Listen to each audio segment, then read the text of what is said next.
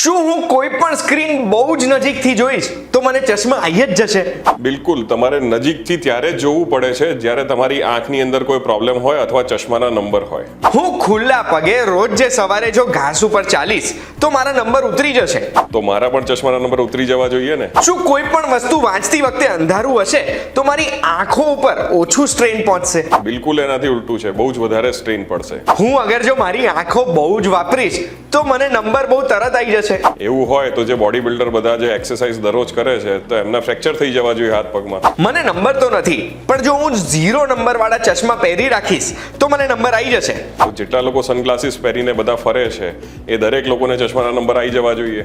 અગર કોઈ પણ વ્યક્તિને નંબર છે અને એ વ્યક્તિના ચશ્મા જો હું પહેરી રાખું છું તો મને નંબર આવી જ જશે ને. માથાનો દુખાવો આવી જશે ખાલી. શું આખો દિવસ મારે અગર સ્ક્રીન પર કામ કરવું પડતું હોય તો મારા નંબર પાકા જ ને? જરૂરી નથી. એ જો આપણે સ્ક્રીન સરખી રીતે વાપરતા શીખી જઈએ તો એ ચશ્માના નંબર ના પણ આવે, બધાને આવે એવું જરૂરી નથી હોતું. તો પછી સ્ક્રીન્સ કઈ રીતે વાપરવી જોઈએ? એનો જવાબ હું ટૂંકમાં ના આપી શકું. એના માટે તો તમારે આખો વિડીયો જ જોવો પડે.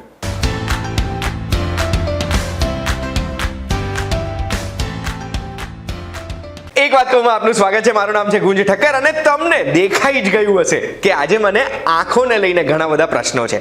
આ પ્રશ્ન હું કોને પૂછવાનો છું? એક બહુ જ સ્પેશિયલ વ્યક્તિને. આપણી સાથે જોડાયા છે doctor Parth Rana. Thank you so much sir અમને સમય આપવા માટે. Doctor Parth Rana medical director છે નેત્રાલય સુપર સ્પેશિયાલિટી આઈ હોસ્પિટલના. આંખના પડદાના ડોક્ટર છે અને જો આંખમાં વાગ્યું હોય ને તો એ ભારતના સૌથી પહેલા સ્પેશિયાલિસ્ટ છે. એમણે રિસર્ચ કરીને ઘણા બધા પેટન્ટ શોધ્યા છે આંખોને લઈને, એની સારવારને લઈને, અને દેશભરમાં ફ્રી ઓફ કોસ્ટ બધાને વાપરવા આપ્યા છે. નેત્રામણી અને બીજા બધા મેડિકલ ઇન્સ્ટ્રુમેન્ટ્સની ખોજ પણ એમણે કરી છે અને ગુજરાતનું એકમાત્ર 3D સર્જરી મશીન છે, આંખોના સર્જરીનું મશીન. અને એટલે જે ગુજરાતના હાઈએસ્ટ 3D સર્જરીઝ કોઈએ કરી હોય ને તો એ ડોક્ટર પાર્થ રાણાએ. સર, સૌથી પહેલો પ્રશ્ન જે હું તમને પૂછવા માંગુ છું ને એ છે કે શું સ્ક્રીન્સ આપણી આંખો માટે ખરાબ હોય? સ્ક્રીનને જો સરખી રીતે તમને વાપરતા ના આવડે તો એ આપણી આંખો માટે ઘણી હાનિકારક બનતી હોય છે. એટલે સ્ક્રીનને જો આપણે સરખી રીતે વાપરવાનું ચાલુ કરીએ તો આપણે લોંગ ટર્મ સુધી સ્ક્રીન વાપરી શકીએ છીએ અને આગળ જતાં આપણી આંખોને કોઈ નુકસાન થતું નથી હોતું. હવે સર, ઘણી બધી વખત ઘણા બધા ડિવાઇસીસમાં નાઇટ મોડ હોય છે. જે નાઇટ મોડ આપણે ચાલુ કરી દઈએ ને તો આપણી સ્ક્રીન થોડી પીળી પડી જાય છે, બ્લુ લાઇટ એમાંથી જતી રહે છે. એ નાઇટ મોડ કામ કરે ખરા? એટલે બેઝિકલી શું હોય કે જેને આપણે જ્યારે બી મોબાઈલની સ્ક્રીન જોતા હોઈએ એમાં બધા અલગ અલગ કલર્સ હોય. હવે એમાંથી જે સૌથી વધારે આંખને નુકસાન કરી શકતું હોય તો એ બ્લુ લાઇટ હોય છે. હવે એ જે બ્લુ લાઇટ જે છે ને એને ફિલ્ટર કરવાથી આપણી આંખને નુકસાન થોડુંક ઓછું થાય છે. પણ જ્યારે રાતના ટાઈમે આપણે અંધારું કરીએ અને મોબાઈલની સ્ક્રીન જોતા હોઈએ તો એવું નથી કે બ્લુ લાઇટ ફિલ્ટર આપણે ઓન કરી દીધું છે તો એનાથી આપણી આંખો બચી જશે. રાતે અંધારામાં કોઈ પણ માણસ સ્ક્રીન જોતો હોય તો એની આંખને નુકસાન થશે ને થશે જ. તો પછી સર, આ સ્ક્રીન્સ સારી રીતે પ્રોપરલી કેવી રીતે વપરાય? સ્ક્રીન્સને સારી રીતે વાપરવા માટે આપણે જે છે ને સૌથી પહેલાં જો આપણી જે સ્ક્રીન જે ઓફિસની અંદર જોઈએ તો ઓફિસની અંદર જે સ્ક્રીન હોય જે આપણે સામે મૂકેલું છે તો એ સ્ક્રીન લેપટોપ છે કે આપણે જે ડેસ્કટોપની સ્ક્રીન છે તો એનું જે ઉપરનું લેવલ જે છે એ આંખના લેવલ પર હોવું જોઈએ. સ્ક્રીન જે છે થોડીક ટિલ્ટેડ રાખવી જોઈએ અને ક્યારે પણ આપણે સ્ક્રીન યુઝ કરીએ ને ત્યારે આપણે ખાસ વસ્તુ ધ્યાન રાખવાની છે કે રૂમની લાઇટ જે છે ને એ એમ્બિયન્ટ હોવી જોઈએ. એમ્બિયન્ટનો મતલબ શું છે કે આજુબાજુની લાઇટ બહુ વધારે બ્રાઇટ બી નથી અને બહુ વધારે ડીમ પણ નથી.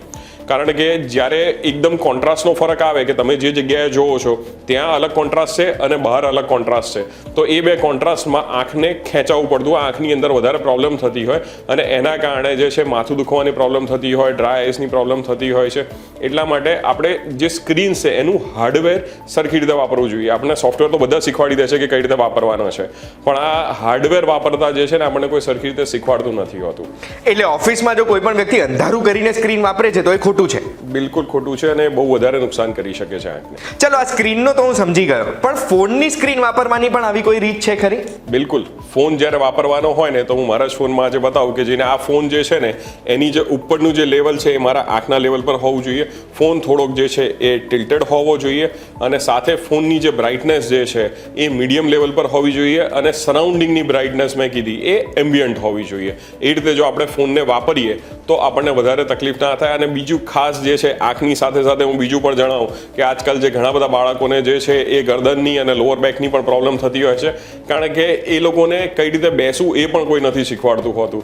એટલે એ જે એકદમ આમ કુબડા થઈને બેસે છે કે પછી જઈને ટેબલ પર મૂકી એમનું ટેબ કે એમનો મોબાઈલ અને માથું નીચું કરીને જોતા હોય છે, આ બધામાં એમને લોઅર બેકની અને ગરદનની પણ ઘણી પ્રોબ્લેમ્સ આવતી હોય છે. એના માટે સરખું પોસ્ચરમાં બેસી બેક સપોર્ટ સાથે લોઅર બેક જે કહેવાય એના સપોર્ટ સાથેની ખુરશી વાપરી અને આપણે બેસીએ તો એનાથી જઈને જે છે આપણા શરીરમાં જે સ્ક્રીનના કારણે નુકસાન થાય છે દરેક વસ્તુ આપણે કંટ્રોલ કરી શકીએ છીએ. સર, આ બેસવાનું તો હું સમજી ગયો, પણ ફોનમાં તમે કીધું કે ફોનની આજુબાજુની એમ્બિયન્ટ લાઇટ બી ઓલમોસ્ટ સરખી હોવી જોઈએ, એટલે જે અંધારું કરીને ફોન વાપરે છે કે રાત્રે સૂતા વખતે ફોન વાપરે છે એ બી આંખો માટે ખરાબ?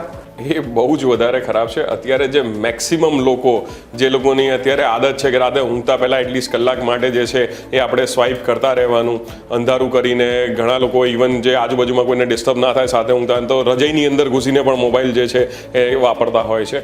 આ બહુ જ હાનિકારક છે એમના આંખ માટે, કારણ કે એ જે અંધારામાં જે આંખો જે વપરાય છે, જે આ રીતે અંધારામાં એકદમ બ્રાઇટ સ્ક્રીન તમે આંખની સામે રાખો છો તો એના કારણે રેટિના પર નુકસાન થાય છે, ડ્રાય આઈસ થાય છે, અને બીજું કે તમારું પોસ્ચર બરાબર નથી, કારણ કે તમે જે મોબાઈલ સ્ક્રીન જે રીતે કુબડા થઈને ઊંઘતી વખતે જોતા હોઈએ તો એના કારણે પોસ્ચર બરાબર નથી, તો એના કારણે ઘણા બધા લોકોને હવે કમરની પ્રોબ્લેમ પણ ચાલુ થઈ છે. એટલે આ જે અંધારામાં મોબાઈલ જોવાથી એકલું આંખને નહીં શરીરમાં બીજે બધે પણ નુકસાન થઈ રહ્યું છે. તો સર, તમે આંખોના નુકસાનની વાત કરી, તો એક વખત આંખોને નુકસાન થાય તો શું થઈ શકે? સૌથી પહેલું જો બેઝિક જે અત્યારે ઓલમોસ્ટ જે 60% પોપ્યુલેશન જો હું કહું, પહેલાં તો ખાલી સિટીની અંદર હતું, હવે તો ગામડાઓમાં પણ ઓલમોસ્ટ 60% પોપ્યુલેશનને જો પ્રોબ્લેમ કહું તો બધાને ડ્રાય આઈ થઈ ગઈ છે. એ અલગ અલગ લેવલની છે. બેઝિક જો ડ્રાય આઈની વાત કરું તો શરૂઆતમાં જે છે ને એ આંખમાં કંઈક ખૂંચતું હોય કે કાંકરી જેવું હોય એવું લાગે, કે આંખમાં જે છે અજુગતું લાગે, આંખ ખંજવાળવાનું મન થાય, પછી આંખો લાલ થતી હોય. આ બધું તો જો બેઝિક લેવલમાં જ્યારે ડ્રાય આઈ થતી હોય છે ને એ લોકોને થાય છે. એડવાન્સ લેવલમાં જે આ બધી પ્રોબ્લેમ થઈ છે તો પણ જે ગણકારતા નથી અને એ લોકોને જે છે આગળ કોઈ ટ્રીટમેન્ટ નથી કરાવી રહ્યા, તો આગળ જતાં જે આંખનો આગળનો જે ભાગ જે છે, જે ટ્રાન્સપરન્ટ જે કોર્નિયા કહેવાય, જેને કીકી કહેવાય, તો એની પર જે છે સફેદ ટપકા આવવાનું ચાલુ થાય છે.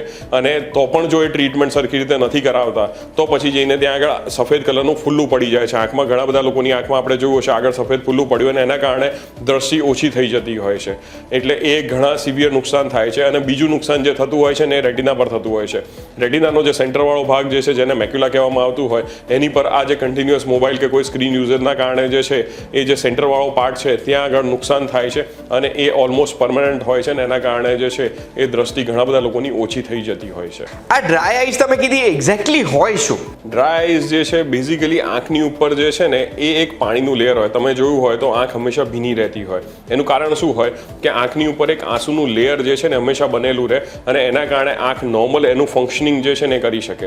હવે જે આ આંસુનું લેયર જે છે ને એ આંખની ઉપર અહીંયા આગળ લેક્રિમલ ગ્લેન્ડ્સ એટલે આંસુની ગ્રંથિઓ હોય એનાથી બને, અને આ પાપણ જે છે એની અંદર મેબોબિયન ગ્લેન્ડ્સ એટલે એમાંથી ઓઇલ બનતું હોય એનાથી રહે. એટલે જે આંખની ઉપર પાણી આવે છે એને જલ્દી ઉડી ના જાય હવામાં, એટલે એના પર કુદરતે એક નવું આખું સિસ્ટમ બનાવેલું છે જે ઓઇલ ઉપર એની પર આવી જાય. પણ હવે ડ્રાય આઈમાં શું થાય કે જઈને આ ઓઇલનું લેયર ક્યાં તો ઓછું થઈ જાય, ક્યાં તો પાણીનું લેયર ઓછું થઈ જાય, ક્યાં તો બંને લેયર જે છે એ એક સાથે ઓછા થઈ જાય, જેને આપણે ડ્રાય આઈ કહેતા હોઈએ છીએ. આ ડ્રાય આઈ થવાનું ચાલુ થાય તો એના લક્ષણો કયા કયા દેખાય? ડ્રાય આઈ જે શરૂઆતમાં જે છે ને એ આપણને આંખમાં ખૂંચે એવું ચાલુ થાય. જે આંખમાં ખૂંચવાનું ચાલુ થાય પછી જઈને ધીમે ધીમે કરતાં આંખમાં બળતરા થવાની ચાલુ થાય. બહુ વધારે જ્યારે પ્રોબ્લેમ થવાની ચાલુ થાય ત્યારે જઈને જે છે ઘણી ખંજવાળ આવે આંખમાં, આંખો લાલ થાય અને એનાથી આગળના સ્ટેજમાં જે છે આંખનું આગળનું જે કોર્નિયા જે છે, જે કીકી જે ટ્રાન્સપરન્ટ પાર્ટ છે એની પર સફેદ ટપકા આવવાનું ચાલુ થતું હોય છે. અને આ સફેદ ટપકા જે છે એ ધીમે ધીમે કરતાં મોટા થતા જાય ને ત્યાં આગળ સફેદ કલરનું ફોલ્લું પડી જતું હોય છે આગળ. આને મેજર કરવાનું અત્યારે જે સાધન જે છે એ અત્યારે આપણે જોઈએ ને, જેને ડ્રાય આઈ સૂટ કહેવામાં આવે છે, એ અત્યારે આપણે નેત્રાલયમાં રાખીએ છીએ. પહેલાંના જો હું જમાનાની વાત કરું તો ત્યારે ખાલી જે ડૉક્ટર્સ જે છે દાઢી મૂકીને જસ્ટ ચેક કરતા હતા ડ્રાય છે કે નહીં એ કહેવામાં આવતું હતું, પણ ડ્રાયનો કોઈ સ્કોર નહોતો આવતો. એટલે આંકડામાં આપણે જાણી નહોતા શકતા કે ડ્રાય કેટલી છે. હવે આપણે જે મશીન રાખીએ છીએ ને નેત્રાલયની અંદર, એની અંદર આપણે ડ્રાય એક્ઝેક્ટ કેટલી છે એમ આપી શકીએ છીએ. અને ટ્રીટમેન્ટ પછી પણ એ ડ્રાયમાં સુધારો થયો છે, નથી થયો, હજી પ્રોબ્લેમ એટલી ને એટલી છે, આપણી જે ટ્રીટમેન્ટ જે છે આપણે એનાથી હાયર ટ્રીટમેન્ટમાં જવાની જરૂર છે કે નથી, એ દરેક વસ્તુ જે છે એ આપણે આ ડ્રાય સૂટની મદદથી એક્ઝેક્ટ આંકડાઓના દ્વારા જે છે આપણે જાણી શકીએ છીએ. હવે તમે જે લક્ષણો કીધા એમાંથી કોઈ લક્ષણ મને આવે છે પણ હું કશું જ નથી કરતો એનું, તો સૌથી ખરાબ શું થઈ શકે મારી આંખોમાં? જે મેં કીધું એડવાન્સ સ્ટેજમાં જ્યારે આંખની આગળનો જે ભાગ છે ત્યાં આગળ સફેદ કલરનું ફૂલ્લું પડી જાય તો પછી જઈને આપણે જે છે એને કોર્નિયલ ટ્રાન્સપ્લાન્ટ કરવું પડે છે. કોર્નિયલ ટ્રાન્સપ્લાન્ટ એટલે કોઈની ડેથ થઈ હોય અને એણે નેત્રદાન કર્યું હોય તો એનું કોર્નિયા લઈ અને પછી જઈને આપણે અહીંયા લગાવવું પડતું હોય છે સર્જરી કરીને. અને બીજું જે રેટિનાની અંદર નુકસાન કીધું, હવે રેટિનામાં જો શરૂઆતનું બેઝિક નુકસાન હોય તો એ અમુક દવાઓથી ઠીક થઈ જાય છે, પણ લાંબા ટાઈમ સુધી જો એની અંદર નુકસાન રહે તો પછી જઈને આપણે જે છે એની અંદર કોઈ ટ્રીટમેન્ટ બીજી કરી શકતા નથી ને પરમનન્ટ એમાં વિઝન લોસ પણ થતો હોય છે. એટલે અગર હું ધ્યાન નથી દેતો મારા સિમ્ટમ્સને તો મારી આંખો નકામી. બિલકુલ એવું બની શકે છે. તો પછી એવા કેવા લક્ષણો આવે જે લક્ષણો મારામાં દેખાય ત્યારે મારે તરત જ ડોક્ટરને બતાવવા જવું જોઈએ? જેટલા વહેલા પહોંચીએ છીએ ને આપણે એટલું વધારે આની અંદર સુધારો કરી શકીએ છીએ. એટલે જ્યારે શરૂઆતના જે લક્ષણો મેં કીધા કે જ્યારે આંખમાં બળતરા થાય છે, આંખ ખૂંચે છે કે આંખ લાલ થાય છે, એ જ ટાઈમે જો આપણે ડૉક્ટર પાસે પહોંચી ગયા આવીએ તો આગળ કોઈ મોટી પ્રોબ્લેમમાં જવાની જરૂરત નથી પડતી હોતી ને આપણે સારી રીતે ટ્રીટમેન્ટ કરી શકીએ છીએ એની. તો સર એક વખત હું ડોક્ટરને બતાવું છું અને ડાયગ્નોઝ થઈ ગયું કે નિદાન થઈ ગયું કે મને ડ્રાય આઈઝ જ છે, તો મારા ટ્રીટમેન્ટ ઓપ્શન્સ કયા કયા હોય? આમાં મલ્ટિપલ ઓપ્શન્સ આપણી પાસે અવેલેબલ હોય છે. સૌથી જો બેઝિક વસ્તુની વાત કરીએ તો એ ડ્રોપ્સ ને ગોળીથી આપણે જે છે એ મોટાભાગના લોકોની ટ્રીટમેન્ટ કરીએ છીએ. ડ્રોપ્સ જે છે બેઝિકલી જે આંસુનું લેયર સુકાઈ ગયું છે એને ફરીથી રિપ્લેનિશ કરી આપે છે. એના પછીની જો આપણે આગળ વાત કરીએ, જો ગોળીઓ જે છે તો એ ગોળીઓ જે છે એ ગ્રંથિઓ જે છે જે આંસુ બનાવે છે એને સ્ટિમ્યુલેટ કરે છે અને એનાથી નેચરલ પ્રોડક્શન વધારે છે. એનાથી વધારે જે લોકોને છે ડ્રાય તો એ લોકો માટે આપણે સ્પેશિયલ શેક કરીએ છીએ. આ શેકનું જે મશીન આવે છે અત્યારે આપણે નેત્રાલયમાં જે રાખી રહ્યા છે એ બહુ એડવાન્સ મશીન છે જેનાથી નેચરલી જે આ ગ્રંથિઓ જે છે, પાપણની જે ગ્રંથિઓ જે ઓઇલ બનાવે છે અને આ આંસુની ગ્રંથિઓ એ બંને સ્ટિમ્યુલેટ થાય છે અને આંસુનું લેયર જે છે લાંબા ટાઈમ સુધી જે છે આપણે બની રહેશે. અને એનાથી પણ જે લોકોને એડવાન્સ સ્ટેજ મેં કીધો કે જે લોકોને બહુ જ વધારે ડ્રાય થઈ ગઈ છે અને હવે આંસુની ગ્રંથિઓ જે છે કામ જ નથી કરી રહી, તો એવા કેસીસની અંદર આપણે નેત્રાલયમાં અમુક ઓપરેશન્સ કરીએ છીએ જેની અંદર લાળની ગ્રંથિઓ છે ને એને ટ્રાન્સપ્લાન્ટ કરી અને આંસુની ગ્રંથિઓ પાસે લગાવવામાં આવે છે અને એનાથી જે છે એ આંસુનું લેયર જે છે આંખની ઉપર બનતું હોય છે. હવે સર મારે અગર આવા કોઈ ટ્રીટમેન્ટ કરાવવા જ નથી, મારે મારી આંખોને હેલ્ધી રાખવી છે, તો એના માટે મારે કઈ વસ્તુઓનું ધ્યાન રાખવાનું? એના માટે ખાસ કરીને જે છે આપણે 20-20-20 રૂલ હોય છે. એટલે 20 મિનિટ માટે જ્યારે આપણે કંઈ કામ કરતા હોઈએ, કોઈ સ્ક્રીન યુઝ કરીએ ત્યારે આપણે 20 સેકન્ડ માટે 20 મીટરની દૂરની વસ્તુને જોવાનું. બેઝિકલી બધા માટે આવું પોસિબલ નથી થતું હોતું, તો હું સિમ્પલ જે તમને કહું કે 20 થી 30 મિનિટ કામ કર્યું છે ત્યારે 2-5 મિનિટ માટે ઊભા થઈને પાણી પી આવવાનું કે બીજું કોઈ નાનું મોટું જે છે કામ કરી લેવાનું, જેનાથી આંખ પર કન્ટિન્યુઅસ સ્ટ્રેન ના પડે. એનું એક સિમ્પલ એક્ઝામ્પલ તમને કહું કે આપણે પાણીનો ગ્લાસ જે સામે પડેલો છે એને તમે ઉંચકીને રાખ્યો, શરૂઆતમાં તો બહુ હલકો છે પણ કન્ટિન્યુઅસ જો આ ઉંચકીને રાખશો તો પછી હાથ દુખવા લાગશે અને એ જ ગ્લાસ તમને ભારે લાગશે. સેમ આંખની સાથે છે. આંખ જે છે એ કન્ટિન્યુઅસ જ્યારે કામ કરે છે ત્યારે આંખ પર પણ સ્ટ્રેન પડે છે અને એના કારણે આંખમાં બીજી પ્રોબ્લેમ થાય, ડ્રાય તો થાય જ છે, સાથે આંખમાં દુખાવો થાય, માથાનો દુખાવો થાય, આ બધી પ્રોબ્લેમ પણ થતી હોય છે. એટલા માટે વચ્ચે વચ્ચે બ્રેક લેવા જરૂરી છે. એકચ્યુઅલી આપણી સાથે હવે શું થઈ ગયું છે કે કન્ટિન્યુઅસ જ્યારે આપણે સ્ક્રીન્સ જોતા હોઈએ ને તો આપણે એટલા સ્ક્રીન્સની અંદર પોરવાઈ જઈએ છીએ કે આપણે બાકીની દુનિયા બધી ભૂલી જઈએ છીએ. કારણ કે સ્ક્રીન શું છે કે ચલચિત્ર કહેવાય એને ગુજરાતીમાં. ચલચિત્રનો મતલબ શું છે કે ચિત્ર ચાલ્યા કરે છે. એટલે આપણે આના પછીનું પિક્ચર શું આવશે કે આના પછીની વસ્તુ શું થશે આપણે એની અંદર ડૂબી જઈએ છીએ. એટલે આપણે બ્લિંક કરવાનું પણ ભૂલી જઈએ છીએ. ઘણા લોકોને કહેતા ને કે શું આંખો ફાડીને જોવે છે, તેનું કારણ શું હોય કે જેને એ નેક્સ્ટ પિક્ચર શું આવશે એનું જે છે આપણા મગજમાં જિજ્ઞાસા હોય ને, એ જિજ્ઞાસાના કારણે આપણે બ્લિંકિંગ ના કરીએ, કન્ટિન્યુઅસ એની અંદર પોરવાઈ જઈએ અને કલાકો સુધી જે છે એ આપણે આ રીતે જ રહેતા આવીએ છીએ. એટલે આનું સૌથી સિમ્પલ સોલ્યુશન જે છે ને એ શરૂઆતમાં મોબાઈલમાં રિમાઇન્ડર મૂકવાનું કે 20 કે 30 મિનિટ પછી જે છે આપણે સ્ક્રીન બાજુમાં મૂકી એક વખત ઊભા થઈ જવાનું અને એક વખત આદત પડશે ને આ મોબાઈલમાં રિમાઇન્ડર મૂકવાની તો પછી આગળ જતાં જાતે જ મગજમાં રિમાઇન્ડર આવી જશે કે ભાઈ બહુ થયું, હવે ઊભા થાઓ ને થોડોક આંખને આરામ આપો. પછી સર ઘણા લોકો એવા ડ્રોપ્સ બી રાખતા હોય છે કે આંખોમાં કંઈ બી થાય તો એ ડ્રોપ્સ નાખી દેવાના, તો એવા કોઈ કોમન ડ્રોપ્સ છે જે તમે સજેસ્ટ કરો કે આ જોડે રાખવા જ જોઈએ? બિલકુલ એવી કોઈ વસ્તુ નથી હોતી કે જેને કે દરેક માણસ માટે એક જ ઇલાજ કોઈ હોય. એકચ્યુઅલી શું છે કે જે લોકોને જે પ્રમાણેની ડ્રાય હોય કે જે પ્રોબ્લેમ હોય એ પ્રમાણે અલગ અલગ ડ્રોપ્સ આવતા હોય છે. પણ તમે જે કીધું ને એનું સિમ્પલ એક એક્ઝામ્પલ કહું ને તો આપણા ઘરમાં કોઈનું ચપ્પલ તૂટી જાય ને તો લોકો મોચી પાસે જશે, પણ જ્યારે કોઈ શરીરમાં ક્યાંય બી પ્રોબ્લેમ થશે ને તો ડૉક્ટર પાસે નહીં જાય, જાતે ઇલાજ કરવા જશે. અને ઓવર ધ કાઉન્ટર ડ્રગ્સ એટલે જે ફાર્મસીમાં જાતે જઈને જે ડ્રગ લેવાની આદત છે ને લોકોની, એ આપણા ભારતમાં સૌથી ખરાબ આદત છે અને એના કારણે ઘણા બધા લોકોને પ્રોબ્લેમ બહુ મોટી થતી હોય છે. હું સિમ્પલ સમજાવું તો મારા હમણાં જ એક પેશન્ટની અંદર થયું કે જે પેશન્ટ જે છે એ મારી પાસે આવ્યું સિવિયર આંખ લાલ લઈને અને ઘણી બધી પ્રોબ્લેમ સાથે પેશન્ટ આવેલું હતું. પેશન્ટને મેં પૂછ્યું કે શું થયું હતું, તો કે આંખમાં થોડું ખટકતું હતું, પણ મેં ઘરમાં ટીપા પડ્યા હતા ને એ નાખી દીધા. મેં એમને પૂછ્યું કે કયા ટીપા હતા, તો કે ખબર નથી, પણ કે 2 વર્ષ પહેલાં હું ટીપા લાવ્યો હતો અને ટીપા ઘરમાં પડી રહ્યા હતા અને મેં નાખી દીધા. મેં સાહેબ જોયું હતું બોક્સની ઉપર એક્સપાયરી નહોતી આવી. હવે મારે એમને સમજાવવું પડ્યું કે તમે જે ઘરમાં જે છે એ ખાવાનું બનાવ્યું છે, જે 2 દિવસ પહેલાંનું ખાવાનું છે, તમે આજે ખાશો એમને જે બહાર મૂકેલું ખાવાનું છે એ ખાઈ શકો છો. જેવી રીતે આપણું ખાવાનું પણ જે એક્સપાયર થઈ જતું હોય એ જ રીતે આ ટીપા જે છે ને એ પણ એક્સપાયર થતા હોય છે. એટલે પહેલાં તો જે ઓવર ધ કાઉન્ટર જે ડ્રગ લઈને આવો છો ફાર્મસીમાંથી ડાયરેક્ટ લઈને આવે છે એ ખોટી વાત છે. બીજી વસ્તુ કે એક વખતે બોટલનું ઢાંકણું ખોલી કાઢ્યું એટલે એની અંદરનું પ્રિઝર્વેટિવ 1 મહિનામાં ખરાબ થઈ જાય.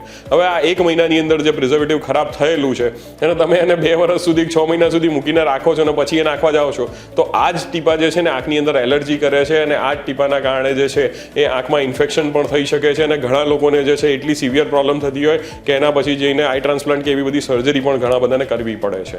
એટલે ઓવર ધ કાઉન્ટર ડ્રગ લાવવી ના જોઈએ અને જો બાય ચાન્સ લઈને આવ્યા તો એની પર તારીખ લખી દેવાની કે કયા દિવસે ઢાંકણું તમે એનું ખોલ્યું છે તો એના 1 મહિનામાં એને ફેંકી દેવાની કે ઘરમાં બધાને જ્યારે જરૂર હોય ત્યારે વપરાઈ જાય એવી કોઈ ડ્રગ આ દુનિયામાં બનેલી નથી. Thank you so much sir, તમે દરેક પ્રશ્નનો અમને જવાબ આપ્યો અને આજે હું તો એવું કહી શકું કે મારી આંખો તમે ખોલી દીધી છે. તમારી પણ આંખો ખુલી જ ગઈ હશે. એમ તો મેં દરેક પ્રશ્ન પૂછ્યા છે. ડોક્ટર પાર્થ રાણાને નેત્રાલય સુપર સ્પેશિયાલિટી આઈ હોસ્પિટલથી આપણી સાથે જોડાયા હતા. અગર જો મારે કોઈ પણ પ્રશ્ન પૂછવાનો રહી ગયો છે તો કમેન્ટમાં તમે પૂછી શકો છો. એમના સુધી પહોંચાડવાની જવાબદારી મારી. અગર તમે ડિરેક્ટલી પૂછવા માંગો છો પ્રશ્ન તો સ્ક્રીન ઉપર દેખાય છે નંબર ઉપર કોલ કરી શકો કે પછી આ QR કોડ સ્કેન કરીને એન્ડ્રોઈડના દરેક ડિવાઇસમાં તમે નેત્રાલયની આઈઝની એપ ડાઉનલોડ કરી શકો, જેમાં પણ તમને ઘણા બધા પ્રશ્નના જવાબ મળી જશે. આજના વિડીયોની માહિતીથી હું તો એટલી જ આશા રાખું છું કે મારી જેમ તમારી પણ આંખો ખુલી હશે અને તમારી આંખો સાજી કેમ રાખવી, કઈ રીતે સ્ક્રીન વાપરવી એના જવાબો તમને મળી ગયા હશે. આવી જ માહિતી માટે એક વાત કહું, જોતા રહેજો VTV Gujarati.com પર. આપણે ફરી મળીશું. ધન્યવાદ સર.